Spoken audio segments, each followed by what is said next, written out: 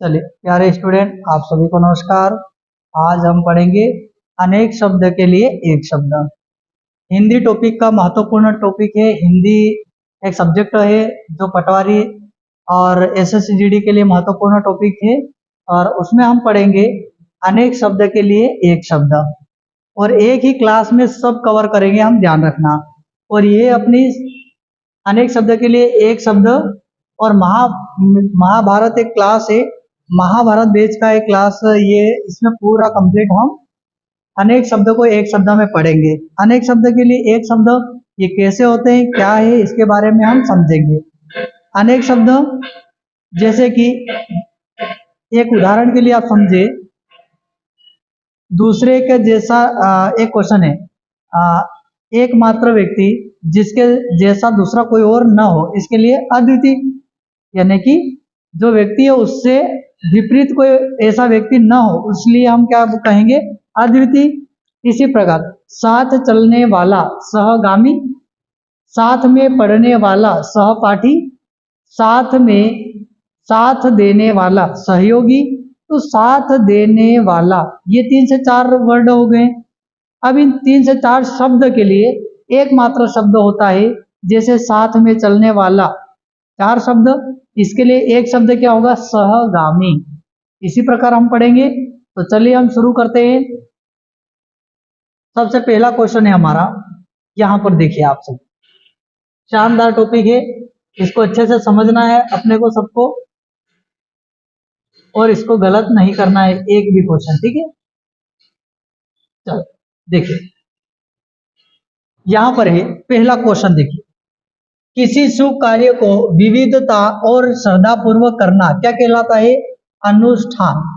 यानी कि किसी भी कार्य को एक तर्कपूर्ण करना, या उसको व्यवस्थित क्रमबद्ध रूप से हमको आगे बढ़ना, और उसी कार्य को, शुभ कार्य को विविधता, विविधान और श्रद्धापूर्वक करना, यानी कि अपने आत्मविश्वास, अपने आत्मसमर्पण के अनुसार उसको एक पूरी लग्न के साथ में करना क्या कहलाता है, अनुष्ठान।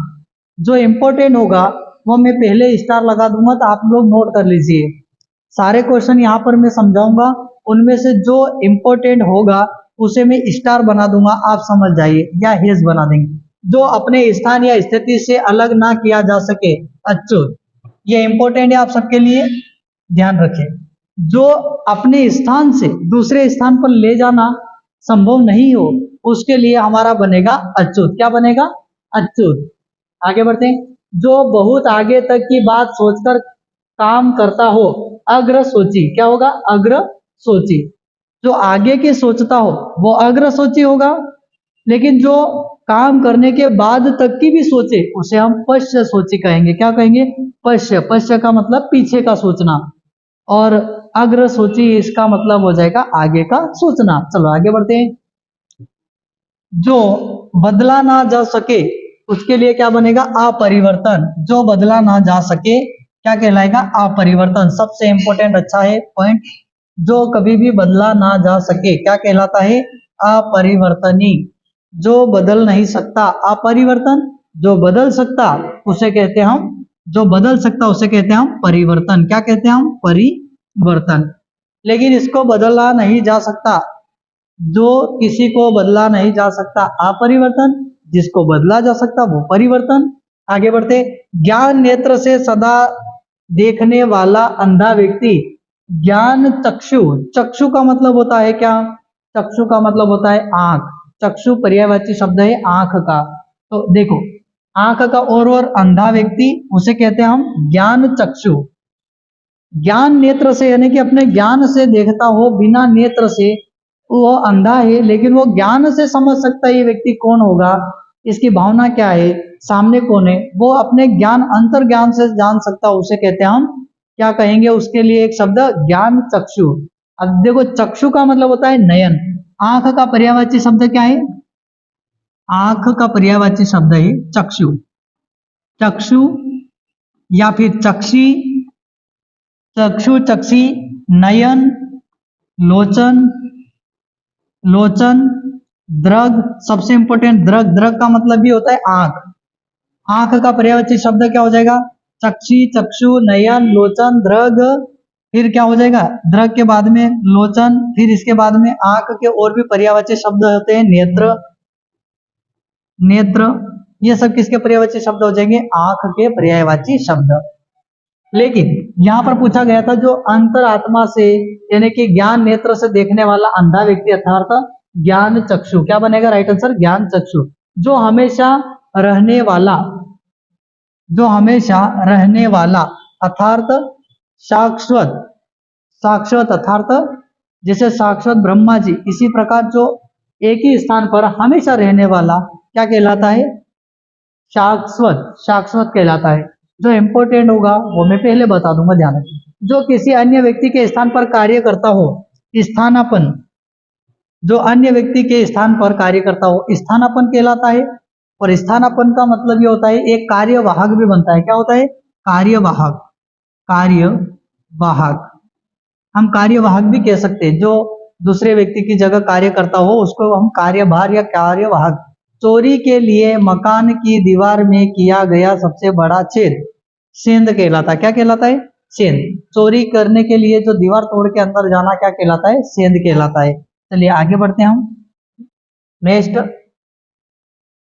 देखिए यहां पर जो स्त्री सूर्य भी न देख सके, असूर्यमया, असूर्यमपश्या, असूर्यमपश्या यानी कि थोड़ा सा कठिन है, समझे इसको।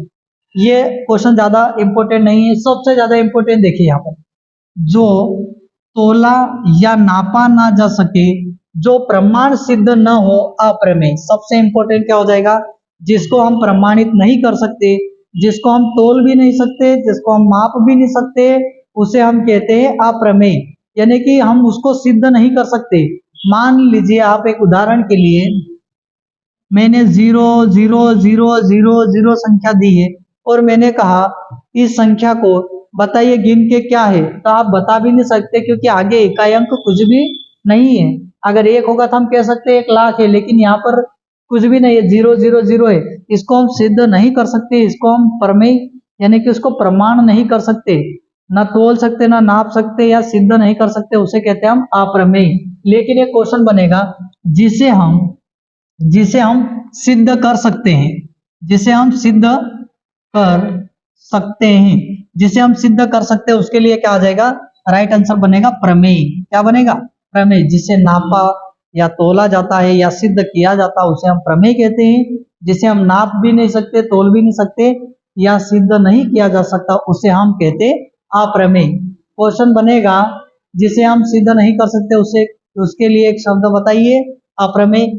जिसे हम सिद्ध कर सकते हैं, नाप सकते हैं, उसे कहते हैं हम क्या, प्रमेय। आगे बढ़ते, बाएं हाथ से कार्य करने वाला, सॉरी यहां पर नहीं, हाँ, जिसका आदि या अंत न हो, शाश्वत, क्या हो जाएगा, शाश्वत।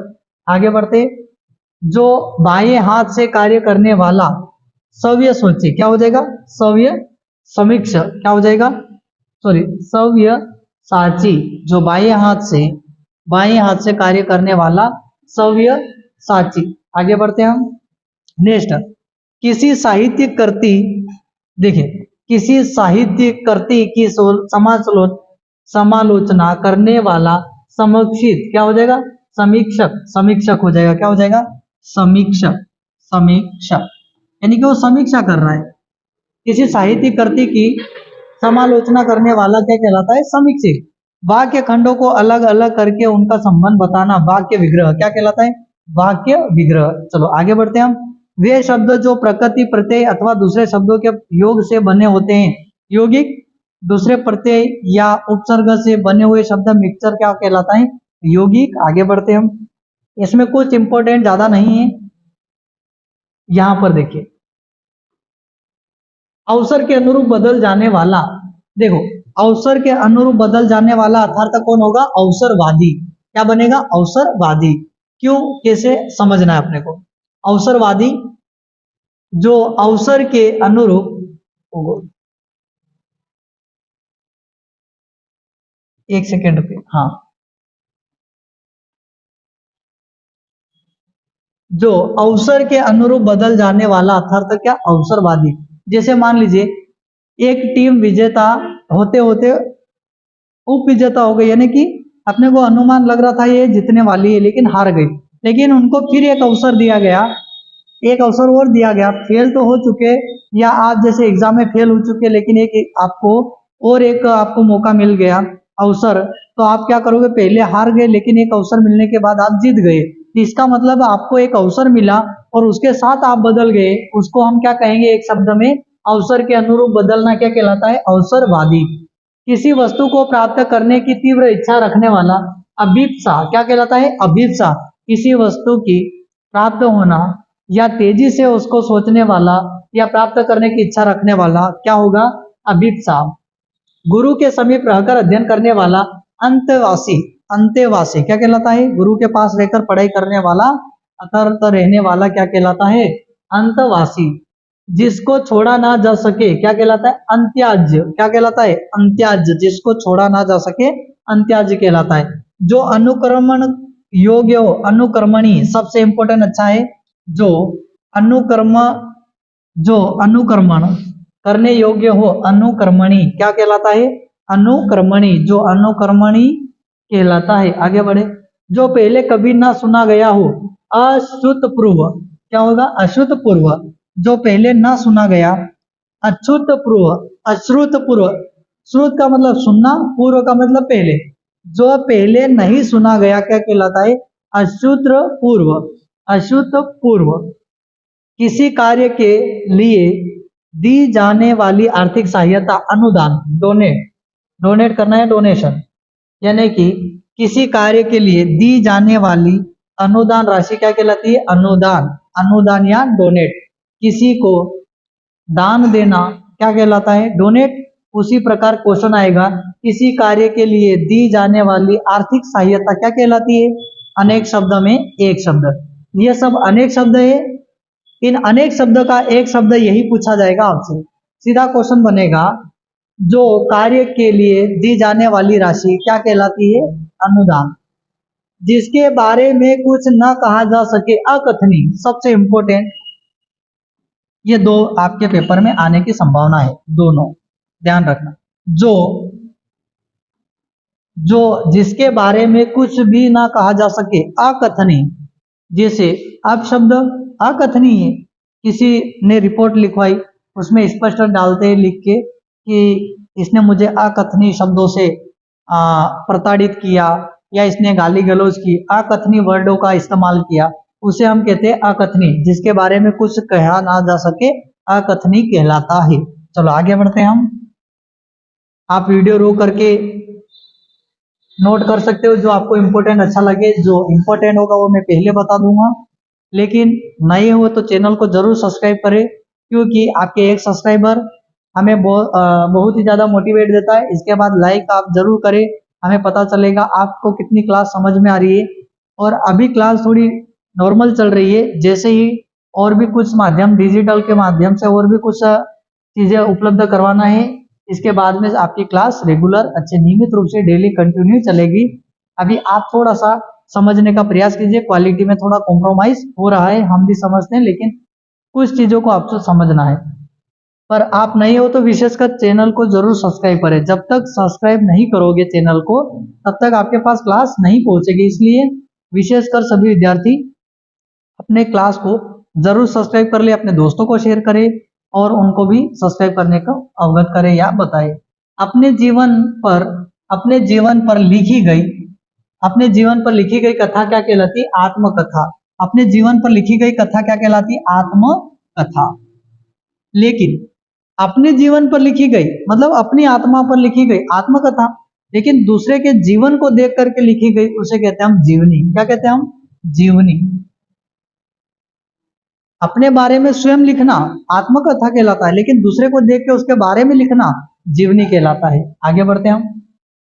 तो एक क्वेश्चन आएगा, अपने जीवन के बारे में लिखने के लिए एक शब्द में क्या होता है, तो आत्मकथा।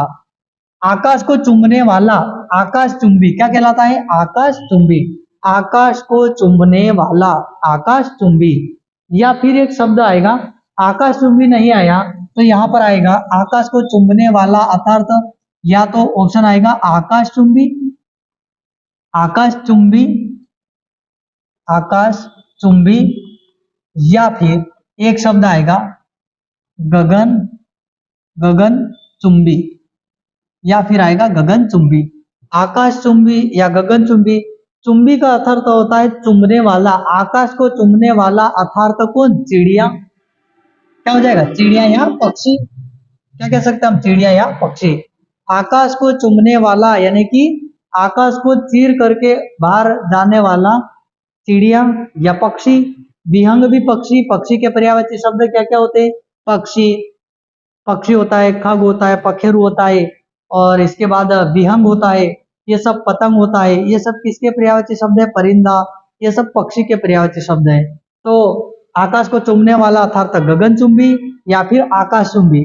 गगन का मतलब आकाश और चुंबी का मतलब चुंबने वाला यानी कि उड़ने वाला। किसी वस्तु को दूसरे देश से अपने लिए मंगवाया गया हो क्या कहलाता है? आयात। किसी वस्तु को अपने लिए विदेश से मंगवाना क्या कहलाता है? आयात।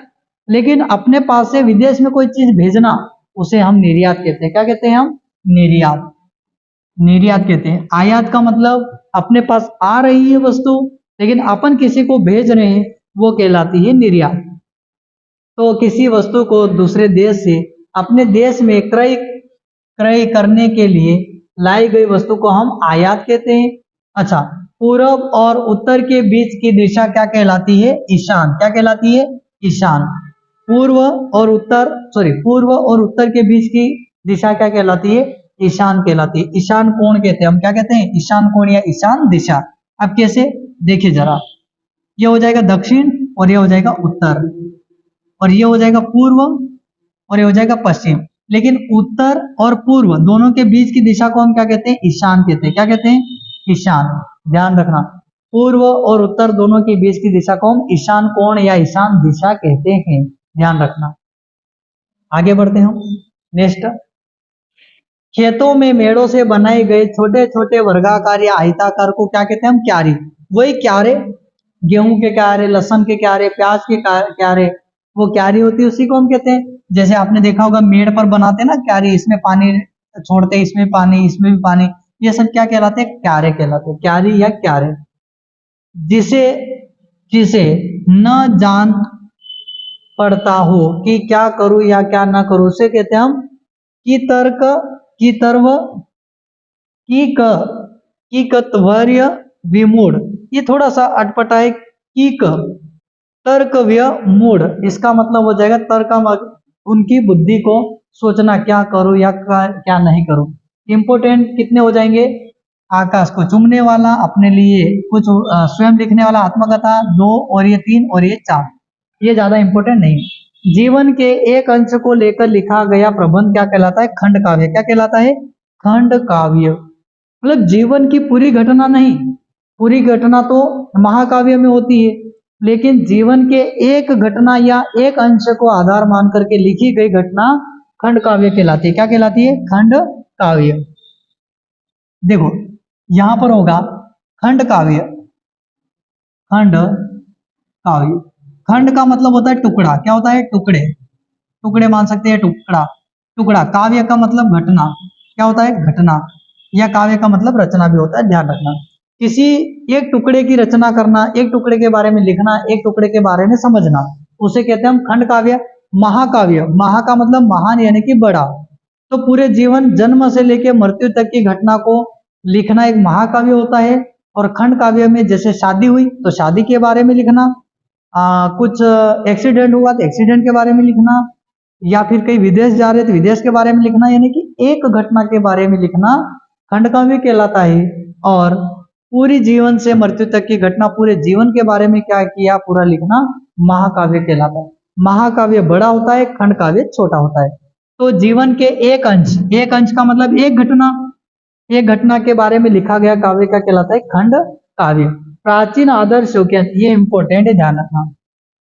और पूरे जीवन के बारे में लिखना महाकाव्य। प्राचीन आदर्श के अनुसार चलने वाला गतानुगतिक, गतानुगतिक ये भी इंपॉर्टेंट है। प्राचीन आदर्शों के अनुसार चलने वाला यानी कि प्राचीन आदर्श यानी कि शुरू से चल रहा है और जो चलते जा रहा है चलेगा, उसे कहते हैं हम गतानुगतिक। आगे बढ़ते हैं हम। सभी विद्यार्थी चैनल को जरूर सब्सक्राइब करें।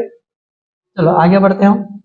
वह राजकीय धन जो किसानों को सहायता दिया गया हो, तकनीक तकावी क्या कहलाता है, तकावी। तर्क के द्वारा जो माना गया हो, तर्क सम्मत क्या कहलाता है, तर्क सम्मत, इंपॉर्टेंट है। तर्क यानी कि जो बुद्धि के द्वारा जो माना गया हो उसे कहते हैं हम तर्क सम्मत।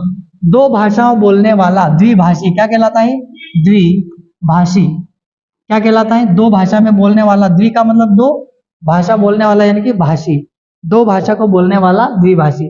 दो भाषाओं के बीच में मध्य संबंध स्थापित करने वाला द्विभाषी, ये भी द्विभाषी कहलाता है, क्या कहलाता है, द्विभाषी। चलो आगे बढ़ते हैं हम। शक्तिशाली, दयालु, शांत, धीर्य और योद्धा नायक क्या कहलाता है, धीरोदत्त क्या कहलाता है, धीरोदत्त, ध्यान रखना। जिसे किसी का भय न हो, ये इंपॉर्टेंट है, और एक ये इंपॉर्टेंट है, ध्यान रखना। जिसे किसी का भय यानी कि किसी का डर ना हो उसे हम कहते हैं निर्भय, क्या कहते हैं हम, निर्भय, उसे हम क्या कहते हैं, निर्भय कहते हैं, ध्यान रखना।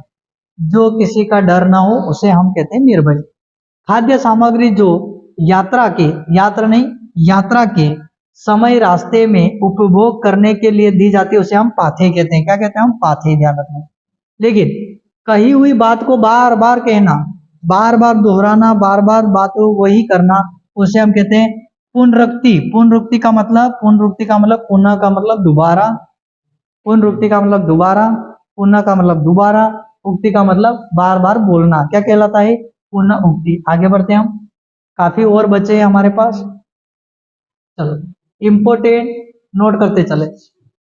जिसने प्रतिष्ठा प्राप्त कर ली हो, प्रतिष्ठित, जिसने प्रतिष्ठा प्राप्त कर ली हो, प्रतिष्ठित, किसी बात का मर्म गढ़ रहस्य जानने वाला, मर्मज्ञ, मर्मज्ञ।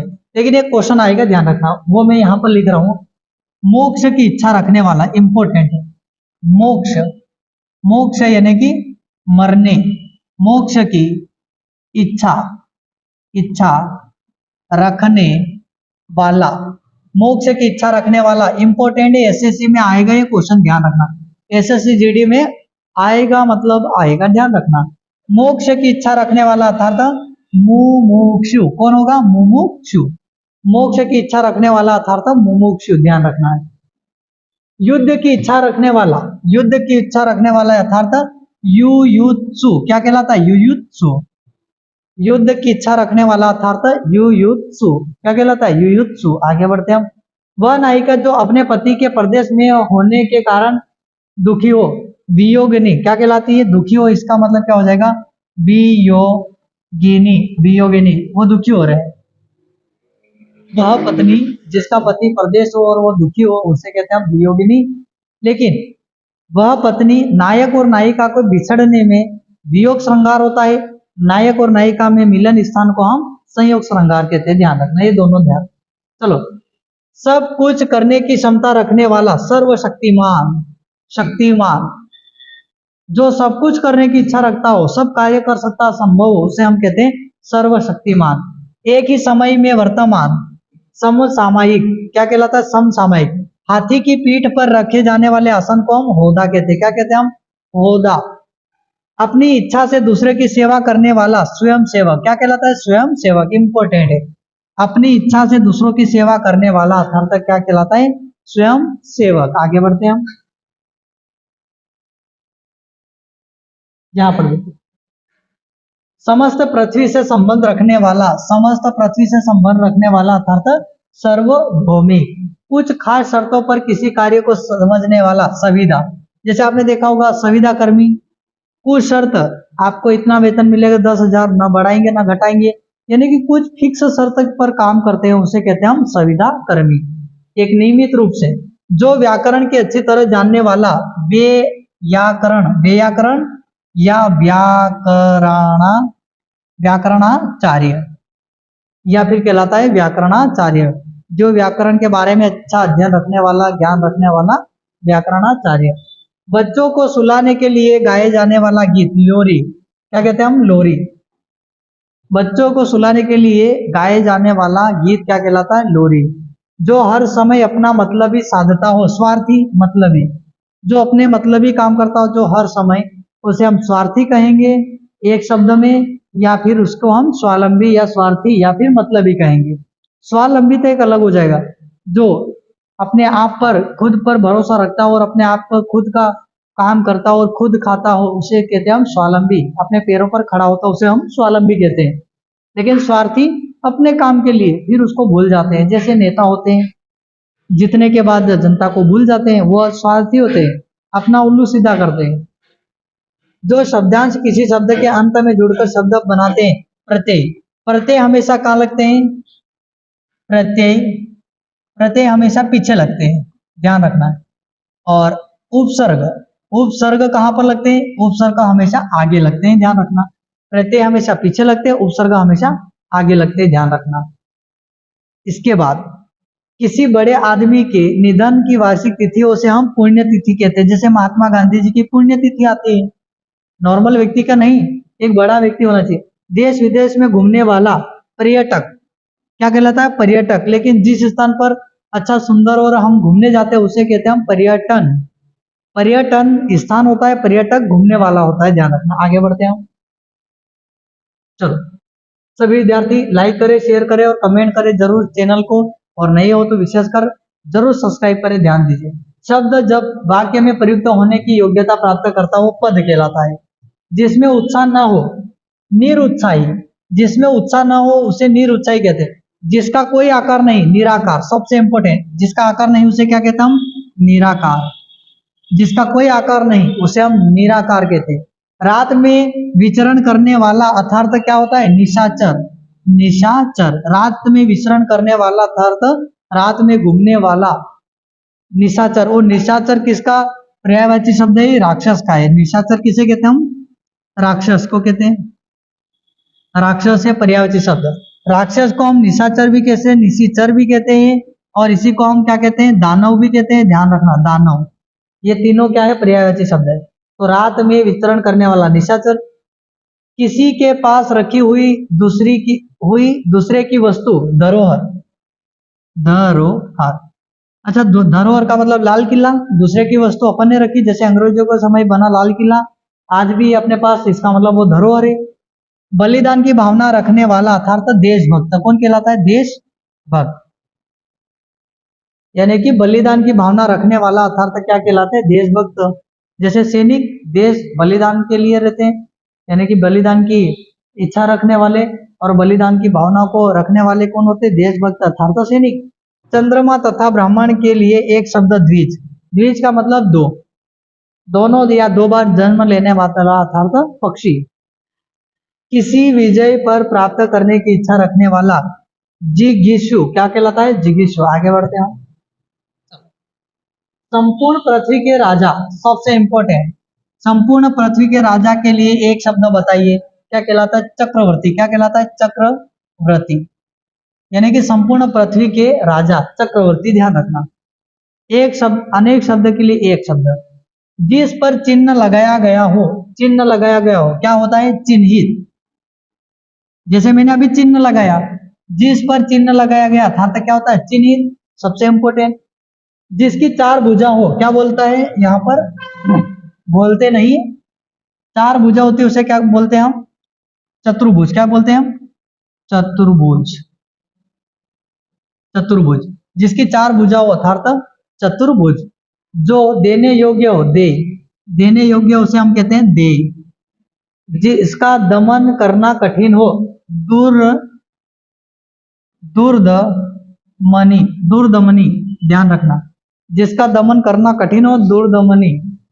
अनुचित बातें के लिए आग्रह करने वाला दुराग्रही। दुराग्रही, अनुचित बात के लिए आग्रह करने वाला दुराग्रही। जिसका संबंध उपनिवेश से हो, औपनिवेशिक। उपनिवेशिक। जिसका संबंध उपनिवेश से हो, औपनिवेशिक। वह स्त्री जिसका पति परदेश से आने वाला हो। आकस्मिक, आकस्मिक इंपॉर्टेंट है, जिसकी वह पत्नी जिसका पति विदेश से आने वाला हो। आने वाला मतलब आगम, आगम का मतलब आना। मिश्यत, मिश्यत पति, आगम मिश्यत पति, यानी कि उसका पति परदेश से आ रहा है, ध्यान रखना। किसी का जा रहा है, किसी का आ रहा है, तो चलता रहता है, ध्यान रखना है अपने को, अच्छे से समझना है। चलो थोड़ा सा जूम कर देते हैं, आपके लिए अच्छा रहेगा। चलिए, पर्वत की तलहटी, पहाड़ की निचला भाग को हम क्या कहते हैं? उपत्या। उपत्या क्या कहते हैं हम? उपत्य क्या? उपत्य क्या कहते हैं? क्या कहते हैं? उपत्य का। कांटे से भरा हुआ कंटकारणी। कंटकारणी क्या कहलाता है? कंटकारणी। वह कवि जो तत्काल कविता करे, आशु कवि क्या कहलाता है? आशु कवि। जिसे तरने या पार करने की इच्छा हो, क्या कहलाता? तितीर्षु। करने की इच्छा रखने वाला था, तो तितीर्षु। जब भी इच्छा शब्द आए, क्या है? इच्छा शब्द आए, तो उसके पीछे हमेशा शिव लगा हुआ होना चाहिए, ध्यान रखना। तो तैरने की या पार करने की इच्छा रखने वाला था, तो तितीर्षु। जिसकी तुलना ना की जा सके, अतुलनीय क्या कहलाता है? अतुलनीय। अतुलनीय। जिसके बारे में कुछ नहीं कहा जा सके, अकथनीय क्या कहलाता है? अकथनीय। जिसके आगे अ लग गया, इसका मतलब वो नहीं है। जिसके समान दूसरा न हो, अद्वितीय। अनन, अन्यन, अन्य, या फिर अद्वितीय क्या कहलाता है? अद्वितीय। ये शब्द आएगा, आप ध्यान रखें, एसएससी में इंपॉर्टेंट है। जिसके बारे में, सॉरी, जिसके समान दूसरा ना हो, 1 2 3, ये सबसे इंपॉर्टेंट है। जिसके समान, जिसके जैसा दूसरा कोई ना हो, उसे हम कहते हैं अद्वितीय। इसका मतलब इसके जैसा दूसरा कोई व्यक्ति नहीं है। जिसे जीता जा सके, अज्ञेय, अजय, सॉरी, जिसे जीता जा सके, अजय। जीते, जिसे जिसे जीता जा सके उसे अजय कहते हैं। और युद्ध को हारना पराजय कहलाता है, ध्यान रखना। आगे बढ़ते हैं हम। ये देखिए, जिस पर हमला किया गया हो, अन्नाक्रांत। जिस पर हमला किया गया, अन्नाक्रांत। जिसका उत्तर न दिया गया हो, अन्नोत्तरणी, अन्नोत्तरित। जिसकी भुजाएं घुटनों तक लंबी हो, अनाज, अना, अजान, अजान बाहु, अजान बाहु। जिसकी भुजा घुटनों तक लंबी हो। जिसे व्यक्त न किया जा सकते, अव्यक्त। जिसे व्यक्त न किया जा सकते, अव्यक्त। जैसे समय, जिसे व्यक्त कर रहे हैं हम। जिस पर उपकार किया गया हो, उपकृत क्या कहलाता है? उपकृत। इसमें काफी इंपॉर्टेंट है।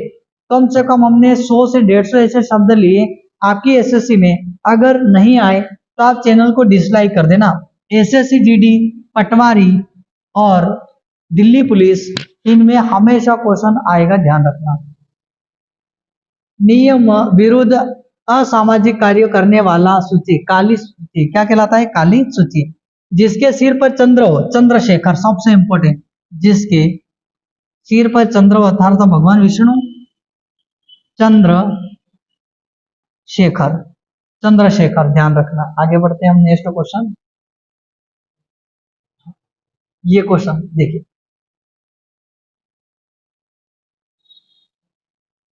चलिए, जिस पेड़ के पत्ते झड़ गए हो, अपत। अपत का मतलब कोई पत्ती नहीं, जो मुश्किल से खाया जा सके, ये हो जाएगा दुर्भग, दुर्भक्ष। क्या हो जाएगा? दुर्भक्ष। जिसके पेट में मां ने रस्सी बांध दी हो, दामोदर क्या कहलाता है? दामोदर, दामोदर कहलाता है, ध्यान रखना। जिसके पेट पर मां ने रस्सी बांध दी गई, उसे हम दामोदर कहते हैं। जो कठिनाई से समझने योग्य हो, दुर्बोध क्या कहलाता है? दुर्बोध। चलो, जो नीतिवान हो, नीतिज्ञ, नीतिवान हो, इसका मतलब क्या हो जाएगा? नीतिज्ञ। क्या हो जाएगा? नीतिज्ञ क्या कहलाता है? नीतिज्ञ। देवताओं का उपवन क्या कहलाता है? नंदन कानन। क्या कहलाता है? नंदन कानन, नंदन कानन। एक बार कही बात को दोहराते रहते हैं, पृष्ठ पेषण। जो किसी बात या उक्ति को तुरंत सोच ले, प्रत्युत्पन्न, प्रत्युत्पन्न मति। चलो आगे बढ़ते, इंपॉर्टेंट इसमें। जो क्षमा पाने लायक हो, क्षम्य। जो क्षमा पाने योग्य हो, क्या कहलाता है? क्षम्य, ध्यान रखना। क्षण भर में नष्ट हो जाने वाला, क्षण भंगुर। क्षणभंगुर क्या कहलाता है? क्षणभंगुर, अंगूर नहीं क्षणभंगुर। हवन में जलाने वाली लकड़ी सबसे इंपॉर्टेंट दो है यहाँ पर, एक ये है और ये। हवन में जलाए जाने वाली लकड़ी सबसे ज्यादा संविदा कहते हैं। क्या कहते हैं हम? संविदा। ये क्वेश्चन आएगा, ध्यान रखना, एसएससी का फेवरेट क्वेश्चन है, एसएससी जीडी का फेवरेट क्वेश्चन है। हवन में जलाई जाने वाली लकड़ी को हम संविदा कहते हैं।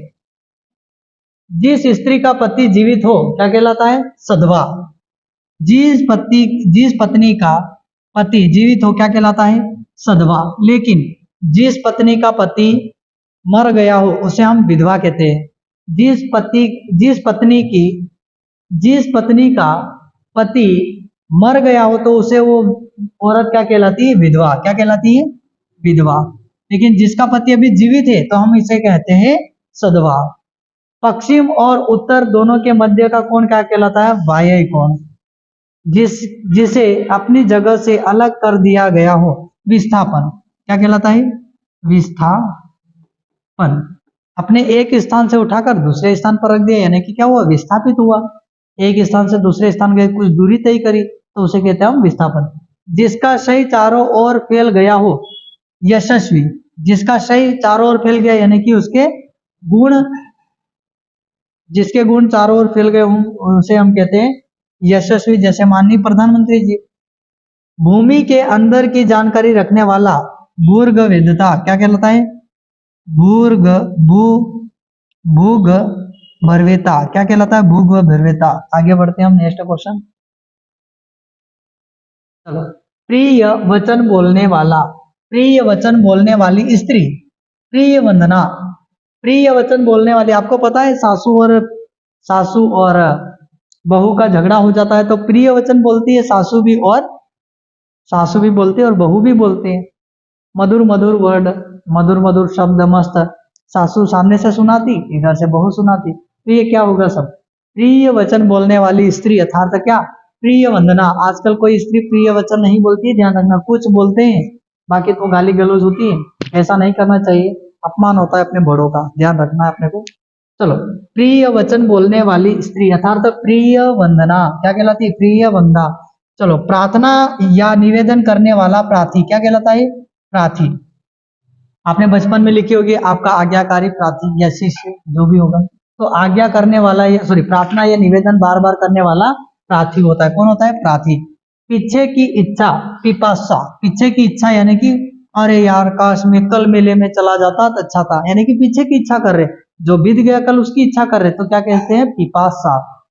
निश्चित रूप से घटित होने वाला भवितव्य, दूसरे की बातों में दखल देना, हस्तक्षेप।